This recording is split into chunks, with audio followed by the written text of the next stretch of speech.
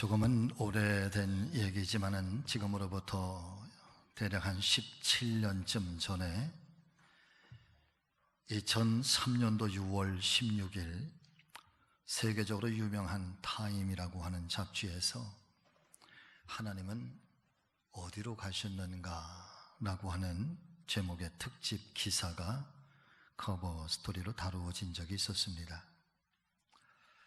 현대의 교회들이 경험하고 있는 교인 감소 현상 내지는 교회의 쇠락을 집중적으로 분석하고 연구해 보면서 대체적으로 21세기의 기독교 영성의 위기가 도래하고 있다라고 하는 글을 통해서 다시 한번 영성의 위기를 알려주는 그런 글이었던 것 같습니다.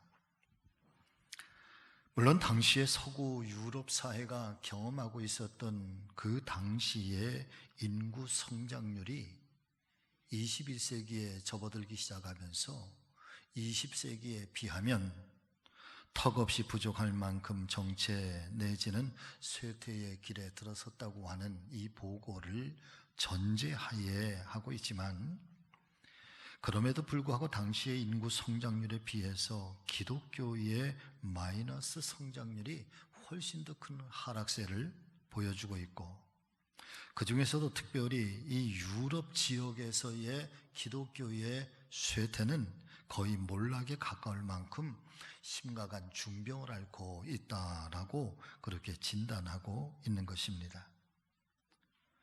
특별히 기사의 내용 가운데 과거에 유럽 교회들이 선교적인 사명을 감당하고 또 헌신을 통해서 선교사를 파송하면서 제3세계의 국가들에게 복음을 증거하고 제3세계의 국가들이 유럽의 선교사들을 통해서 복음을 영접하게 되는데, 그렇게 복음을 받아들였던 제3세계 국가의 교회들이 이제는 반대로 자신들에게 복음을 전해주었던 유럽의 교회들을 향해서, 유럽의 지역을 향해서 선교사를 오히려 반대로 파송하게 되는 이 역선교의 현상이 나타나고 있다라고 하면서, 그와 같은 현상을 가리켜 당시에 유행했었던 영화 라이언 일병 구하기라고 하는 이 제목에 패러디를 붙여서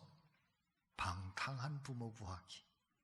그러니까 유럽 교회가 부모인데 오히려 그 부모가 방탕한 부모가 돼서 복음을 받아들였던 제3세계의 자녀의 교회와 성도들이 이제는 그 부모를 구하기 위해서 다시 선교사를 역으로 파송하고 있다라고 하는 그런 이야기, 의미심장한 부제목을 달아 놓았던 것입니다.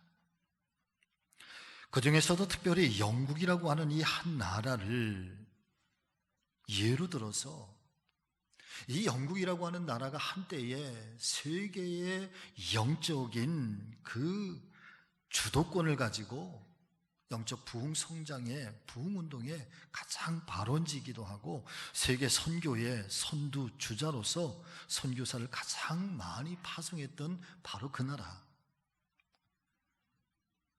영적인 거인과 같은 인물을 많이 배출했던 그 나라, 예를 들면 세계 기독교 부흥사에 지대한 영향을 끼쳤던 이 존 웨슬리 형제, 요한 웨슬리, 그리고 찰스 웨슬리, 그 다음에 종교개혁에 시발점을 주었던 이 조지 휘필드와 같은 영성가, 때로는 스펄전과 같은 이 부흥의 설교자, 근대 선교의 아버지라고 불리워지는 윌리엄 캐리, 중국 선교의 선두 주자였던 허드슨 테일러, 그리고 우리나라와도 아주 깊은 연관이 있는데 1865년 제너럴 셔먼호를 타고 이 땅에 들어와서 대동강에서 최초의 성경을 전파하다가 체포돼서 순교의 피를 뿌렸던 로버트 토마스 목사님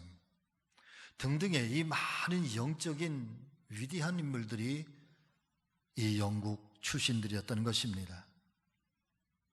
뿐만 아니라 1905년에 이 영국 웨일즈 지역에서 일어났었던 이 영적인 대부흥운동, 그러니까 대략 100년에서 한 130년 동안 나라와 민족을 위하고 전 세계를 위해서 기도해 왔던 중보기도팀 대략 한 30여 명 되는 사람들이 선대의 할아버지, 또 아버지, 어머니, 그리고 당대, 자녀에 이르기까지 3대, 4대 동안 중보기도팀의 이 사명을 감당했던 사람들이 영국의 웨일즈 지역에서 성령을 체험하기 시작하고 기도의 역사를 경험하기 시작하면서 일어났던 이 영적인 대부흥운동이 영국 사회에 번져나가기 시작하고, 그 이듬해가 되는 1906년에는 아메리카 대륙으로 넘어가서 미국 아주사 지역에서 이 영적 대각성운동이 일어나기 시작하고, 그리고 이것은 또 전 세계의 선교사들에 의해서 번져나가기 시작하면서 우리나라의 원산, 그리고 평양, 1907년에 한국 기독교, 조선 기독교의 가장 큰 부흥의 불길을 일으켰던 대부흥의 운동이 일어나게 되는데, 그 시발점, 그 발원점이 바로 영국인들이었던 것이죠. 그런데 지금의 영국 기독교회는 어떤 모습인가? 2020년 현재 여러 종류의 기독교 관련 통계 자료들을 모아서 살펴보니까 영국의 기독교 인구는 교회에서 세례를 받았거나 아니면 교회에서 결혼을 한 사람, 그래서 자칭 타칭 나는 기독교인입니다 라고 고백하는 최대의 기독교 인구가 3,770만 명 정도. 영국 인구가 6,700만 명 정도 되니까 대략 64% 정도가 나는 기독교인입니다 라고 영국인들은 고백을 하고 있다고 합니다. 그런데 이런 통계적인 숫자와 반대로 실제적으로 현재 영국에 존재하고 있는 교회에 등록되어 있는 교인들의 숫자를 파악을 해보니까 약 586만 명, 전체 인구의 7% 내지 8% 정도밖에 안 된다라고 하는 것입니다. 등록교인의 숫자니까 대략 그 숫자 중에서도 그러면 실제적으로 영성생활을 하고 교회 공동체 생활을 하고 그리고 말씀과 기도와 헌신의 삶을 사는 실제적 크리스찬의 숫자는 얼마나 될까? 현재 영국 교회에서 파악하고 있는 것은 대략 200만에서 250만 명 정도, 전 인구의 2%, 3%밖에 안 된다는 것입니다.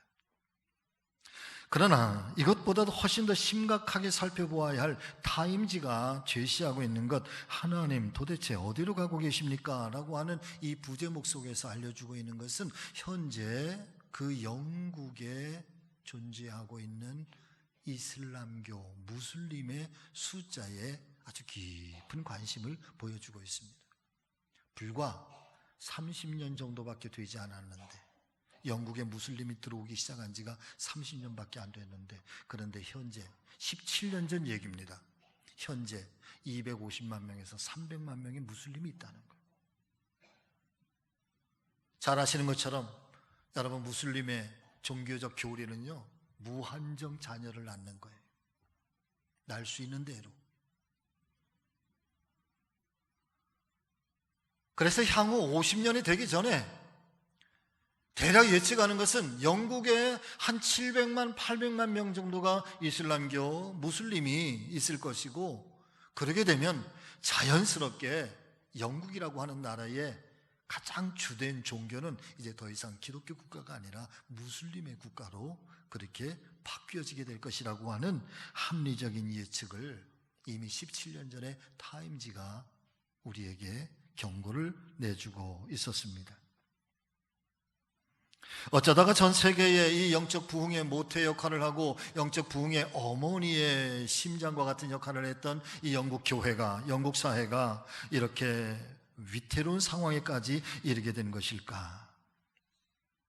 물론 여러 가지 이유를 찾을 수 있겠지만은 그 중에서도 가장 분명하게 결론 짓고 있는 사실, 그 중에 가장 첫 번째, 여러분 같이 하십니다. 복음의 세대 계승.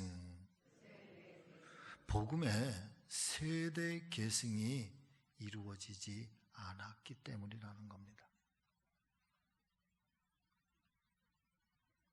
가정 안에서의 신앙의 계승 운동이 이루어지지 않았고, 부모의 신앙이 이 자녀들에게 전수되어지는데 실패했기 때문이라고 첫 번째의 결론으로 그렇게 내리고 있습니다.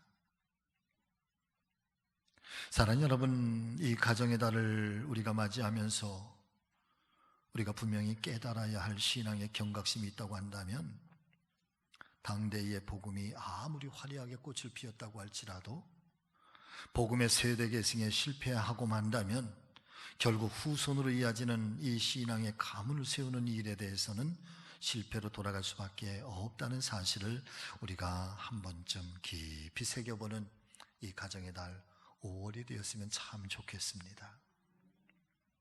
그런 의미에서 오늘은 이 시편 112편을 통하여 들려주시는 이 하나님의 말씀에 우리 모두가 함께 기도하는 심정으로 또 말씀을 대하고, 또 저와 여러분들의 가정 속에 이 말씀이 세워지는 귀한 은혜의 시간이 되시기를 주의 이름으로 간절히 축원을 드립니다.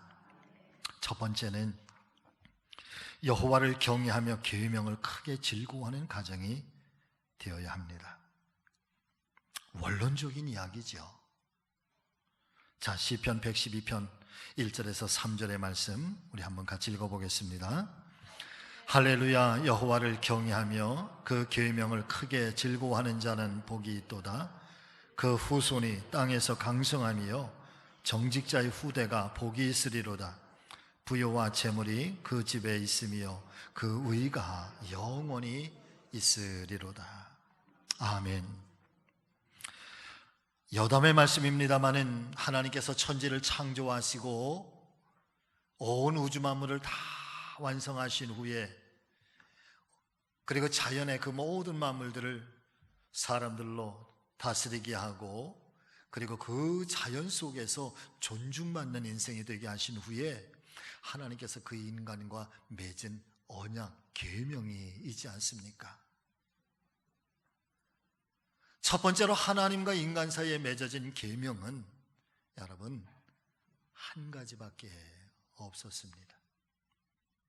선악과 나무에는 절대로 내가 손을 대지 말아라. 이것은 너의 것이 아니라 나 여호와의 것이다. 그런데 우리가 잘 알고 계시는 것처럼 하나님과 인간 사이에, 우리 사이에 맺어져 있는 이 단 하나, 정말 이 단 하나밖에 없는 계명도 사실은 우리는 지키지를 못했습니다. 사실 오늘날 우리가 신앙생활을 하면서 하나님 뜻대로, 하나님 앞에 믿음으로, 하나님 주신 계명대로, 그리고 하나님께서 기뻐하시는 대로 모든 것들을 완전하게 순종하며 완벽하게 순복하며 살기를 원하지만, 그러나 우리의 존재의 근원이라고 하는 것이 어쩌면 계명 하나조차도 사실은 지킬 수 없는 것이 우리의 본질이고 우리의 본래의 모습입니다. 그래서일까요? 이 하나조차도 지키지 못할 우리의 모습을 하나님은 너무나도 명확하게 알고 계셔서 하나님의 말씀인 이 성경의 구약의 귀절귀절마다 하나님과 인간 사이의 관계에 있어서 계속해서 반복하고 끊임없이 상기시키며 끊임없이 말씀하시고 있는 내용, 원론적인 내용이 있는데, 그것은 하나님을 경외하라, 하나님의 계명을 즐거워하라, 그리하면 너에게 복이 있으리로다. 잊을만 하면 또 어떤 말씀에서 툭 튀어나와서 하시는 말씀, 여호와를 경외하라. 또 잊을만 하면 어느 순간 우리에게 또 말씀을 통해서 들려주시는 이 하나님의 음성, 여호와의 계명을 즐거워하라. 오늘 이 시편 112편에 한 가정이 강성해지는 이 축복의 근원의 첫 번째도 일상적이면서도 상시적인 말씀, 여러분, 특별한 말씀이 아니라는 거야. 여호와를 경외하십시오. 하나님의 계명을 즐거워하며 지키십시오.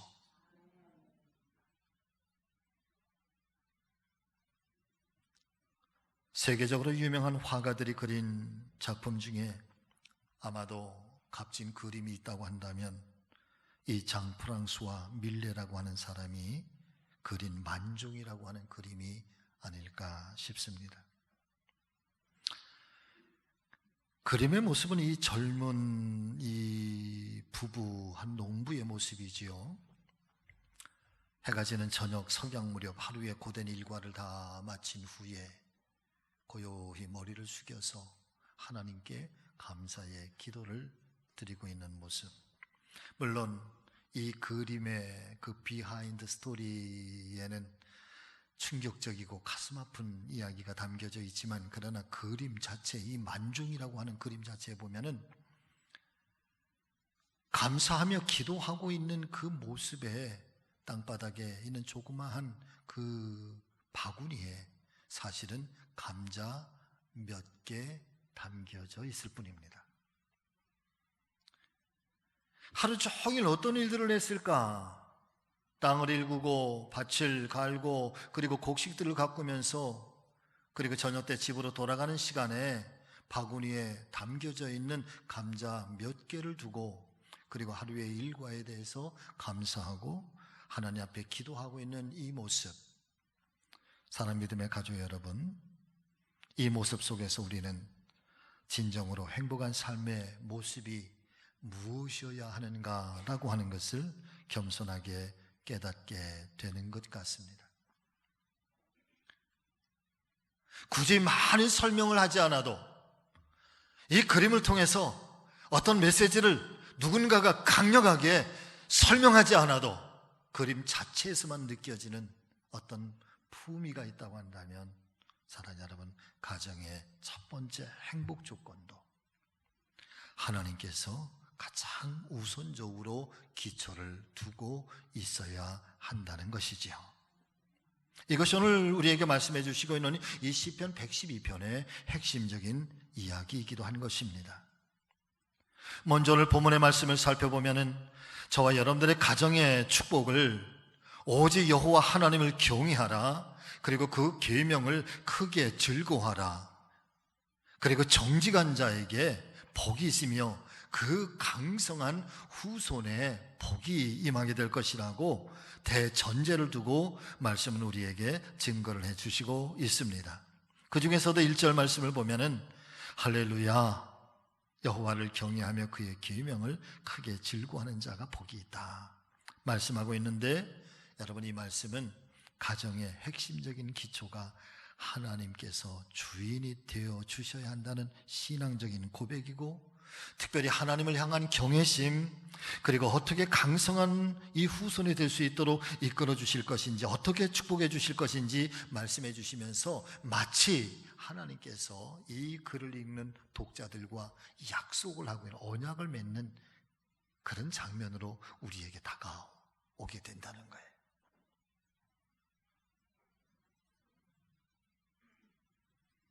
사랑하는 여러분, 확실히 그렇습니다. 저는 우리 성주교의 모든 믿음의 가정들마다 하나님께서 세워주시는 가정,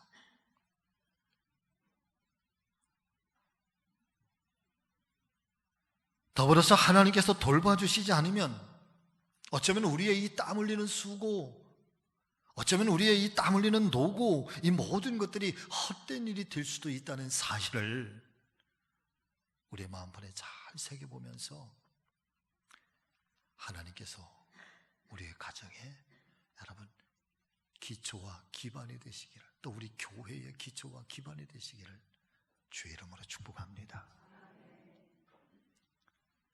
시편 127편의 말씀은 좀 더 사실적으로 우리에게 전해주시고 있죠. 여호와께서 집을 세우지 아니하시면,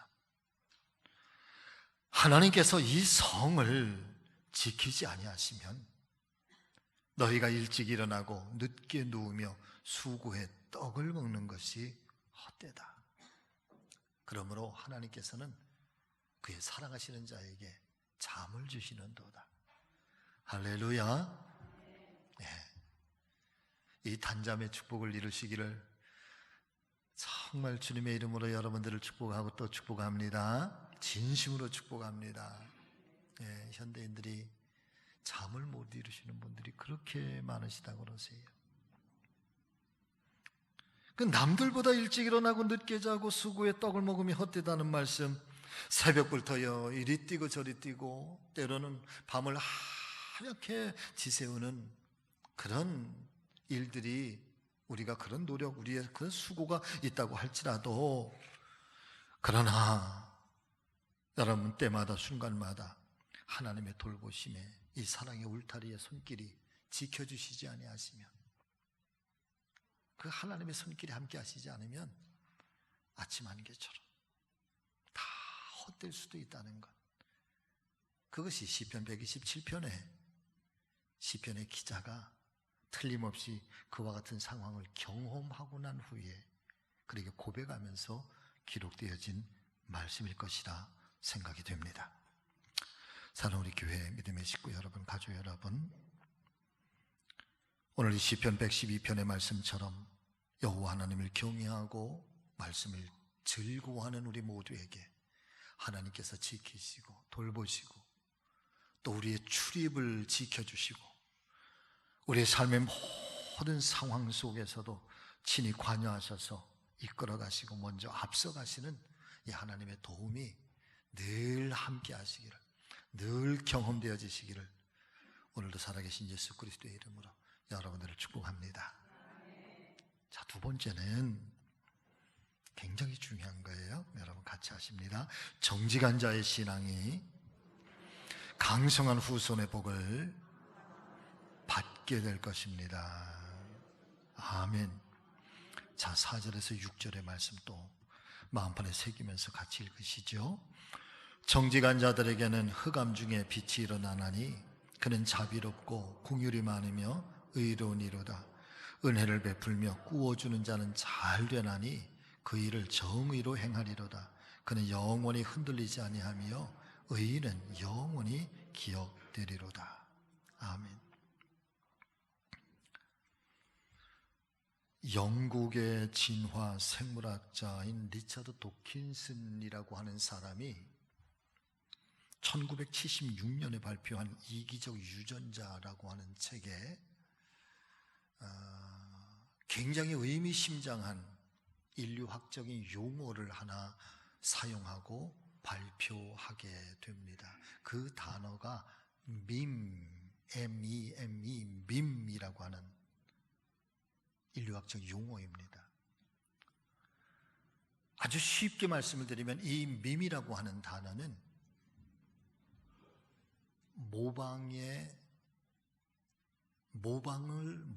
모방을 통한 새로운 창조. 조금 말이 어렵죠. 쉽게 설명을 드린다는 게 더 어려운 것 같아요. 간략하게 말씀을 드리면 모든 인간에게는요, 내가 무엇을 보고 무엇을 경험하고 들었고 그리고 살펴보았던 내 삶 속에서, 내 생애 가운데서 일어났던 그 어떤 것들이 아무리 어린 시절이라고 할지라도 그것이 기억 속에 저장이 된다. 저장된 그 기억이라고 하는 것이 어떤 순간, 어떤 상황들이 닥쳤을 때 나도 모르게 기억된 저장들이 여러분 튀어나와. 그래서 기억 속에 있었던 것들이 내 삶의 어떤 형태로, 내 삶의 언어로, 내 삶의 행동과 내 삶의 실천적인 어떤 모습으로 나타나게 되는데, 그것을 가리켜서 모방이란, 모방, 본받는다, 본뜬다 그런 뜻이거든요. 그런데 그 모방이라고 하는 것이 그냥 모방된 형태로만 나타나는 것이 아니라 그것이 발전해서 진화돼서 새로운 창조성을 가지고 새로운 일들로 발전해 간다, 진화해 간다라고 하는 이 인류학적 용어가 밈이라고 하는 용어예요. 이 리처드 도킨슨이라고 하는 사람은 이 밈의 용어를 지금 이렇게 표현을 했어요. 모든 인간에게는 다 탁월하고 보편적인 모방 능력이 있으며, 이와 같은 모방 능력은 사람의 기억 속에 저장된 이후에 비유전적 방법으로 DNA나 피나 혈통이나 이런 것이 아닌 전혀 새로운 방법으로 이 다음 세대에 전달되는 문화 요소. 사람은 모방을 통해서 언어를 배운다는 거예요. 모방을 통해서 행동이 나타나고, 모방을 통해서 습관이 만들어지고, 모방을 통해서 우리에게 어떤 일들이 만들어지는데, 그런 것들은 사랑하는 여러분, 전혀 생소한 데서 일어나는 게 아니라 나의 기억 속에 저장되어져 있던 것들이 나타난다. 근데 과거의 기억 속에 저장되었던 것, 내가 보았던 것, 과거에 내가 들었던 것, 과거에 내가 경험했던 것이 그냥 고스란히 똑같은 모습으로 나타나는 것이 아니라 내 때에 일어나면서 그것이 과거에 이와 같은 형태로 모방되었다고 한다면 이것으로 끝나는 것이 아니라 새로운 모습으로 진화되고 발전돼서 더 새로운 모습으로, 창조의 모습으로 발전해 나간다고 하는 것. 이게 밈이야. 자, 제가 왜 이 시편 112편의 말씀과 이 로처드 디킨슨의 이 밈이라고 하는 이 용어를 연관시켜서 말씀을 드리는가 하면은, 우리 속에, 적어도 그리스도인들 삶 속에 이 정직한 자의 이 강성한 삶이라고 하는 것이 어떻게 나의 자녀들에게 기억되어지고 전달되어지고 보여지고 경험되어지느냐에 따라서 내 자녀들이 내 부모를 통해서 받았던 어떤 기억들, 경험들, 이 밈이 자녀들 가운데 고스란히 모방돼서 나타난다는. 그런데 그것으로 끝나는 게 아니라 더 발전해서 나타난다. 이 발전된다라고 하는 것이 사랑하는 여러분, 긍정적인 발전도 있고 부정적인 발전도 있는 거예요. 폭력을 경험했던, 아버지에게서 폭력을 경험했던 그 아들이 1살, 2살, 3살 때 경험했던 그 아들의 이 폭력적 경험이 어른이 되었을 때 모방돼서 나타나게 되는데, 아버지의 모습 그대로의 모습으로 나타나든지, 아니면 거기에서 어떤 더 강력한 창조의 모습으로 발전돼서 나타나든지. 그러니까 오늘 이 하나님의 말씀인 성경이 우리에게 증거해 주시고 있는 것, 정직한 자의 후손이 복이 있다라고 하는 것은 그 부모의 영적 삶이라고 하는 것이 어떤 정직한 자의 삶의 모습으로 자녀들에게 밈으로 기억되고 있는지, 그것은 고스란히 자녀들의 삶 속에서 여러분 모방돼서 나타날 거라는 거예요.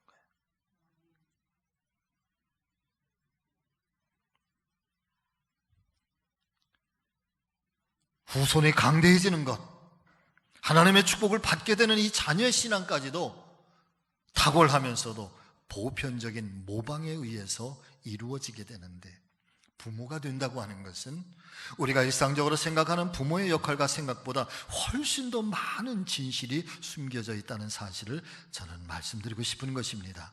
정직자의 후손이 강성한 복을 받게 된다는 것은 결국 그들의 좋은 부모가 되어 주어야 한다는 것이죠.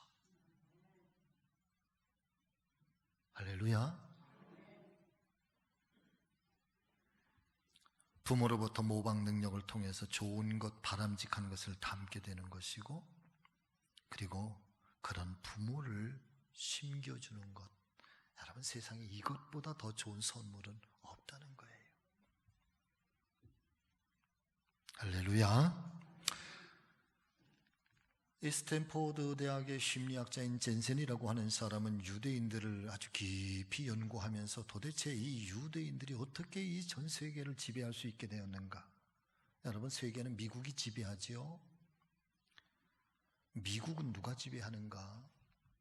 유태인들이 지배를 합니다. 대통령도 유태인들이 세웁니다.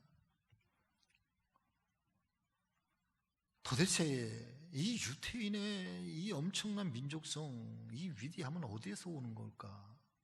그들의 명석한 두뇌에서 오는 걸까? 아니라는 거예요. 철저한 복음의 세대 개성, 신앙의 세대 개성에서 온다는 거예요.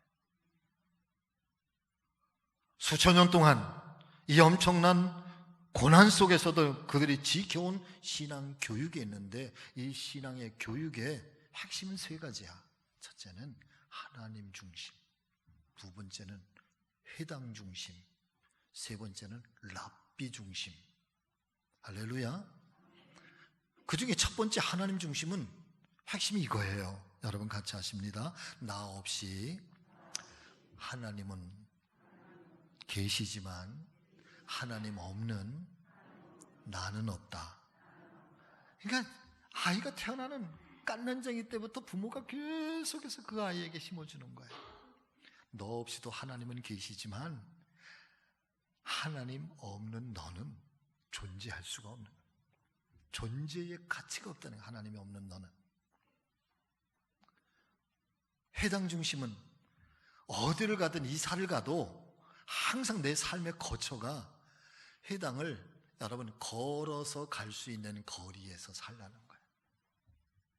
세 번째 랍비 중심은 인생의 모든 것들을 랍비에게 의논하고 지도를 받으라는 거예요.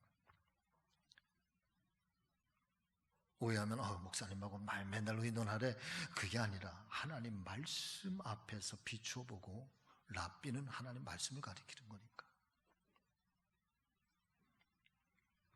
사랑 믿음의 가족 여러분, 부모는 누구나 세상에서 복을 받고 잘 살기를 원하고, 이 소망이 우리 자신에게만 한정된 것이 아니라 우리의 자녀들에게 늘 이어지기를 바라고 소망하는 것이 부모의 일관된 믿음이고 소망이고 기도의 제목인 줄로 믿습니다.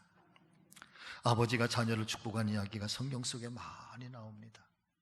아버지 이삭이 앞을 못 보는 상황 속에서도 아들 야곱을 축복해 주는 장면이라든지, 야곱의 노년에 12명의 손자들에게 다 손을 얹고 일일이 축복하면서 기도해 주는 내용이라든지, 부모의 심정을 잘 나타내고 있는 대표적인 말씀일 것이라 사료가 됩니다. 하나님 말씀인 성경은 저와 여러분들이 단순하게 내 당대의 삶을 살라고만 말씀하시는 것이 아닙니다.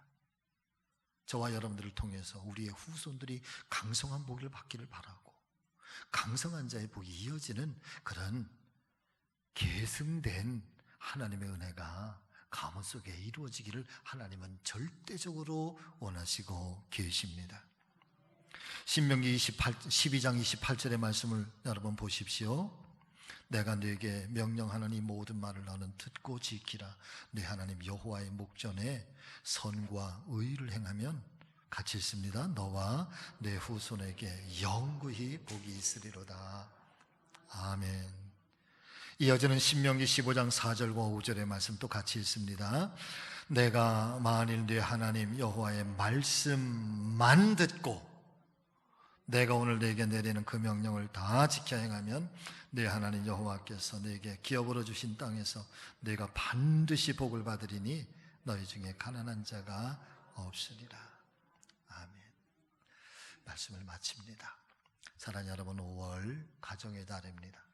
비록 한 달밖에 주어지지 않은 이 가정의 달 의미이지만, 그러나 이 한 달만큼이라도 우리의 가정을 깊이 살펴보고 세워야 될 것은 무엇인지, 또 흐트러뜨려서 버려야 될 것들은 또 무엇인지 잘 세우셔서 저와 여러분들의 자자손손이 강성해지는 그런 축복된 가정들, 가문들 다 되시기를 우리 주님 예수 그리스도의 이름으로 여러분을 축복합니다.